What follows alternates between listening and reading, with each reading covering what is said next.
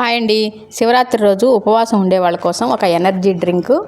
ఇది శివరాత్రి రోజే కాదు, బాగా బలహీనంగా ఉండే వాళ్ళ కోసం, ఎవరి కోసమైనా సరే ఈ ఎనర్జీ డ్రింక్ ఉపవాసం ఉండే వాళ్ళకి బాగా పనికొస్తుంది. ఒక 5-6 జీడిపప్పులు, 5-6 బాదం పప్పులు, 1 స్పూన్ పిస్తా పప్పులు, 1 స్పూను సన్ఫ్లవర్ సీడ్స్, 1 స్పూను గుమ్మడి గింజలు. అంతేకాకుండా తీపి కోసం ఎండు ద్రాక్ష ఒక 10, 4 పచ్చి ఖర్జూరమేను గింజలు తీసేసి ఈ ఖర్జూరాన్ని కూడా వేసుకొని వేడి నీళ్ళు మాత్రమే పోసి నానబెట్టుకోవాలి.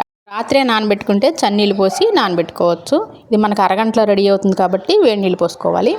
ఇప్పుడు అరగంట తర్వాత వీటినన్నింటినీ మిక్సీ జార్లో వేసుకొని, ముందు ఈ నీళ్ళు సరిపోతాయి, ఇంకా నీళ్ళు వేయొద్దు.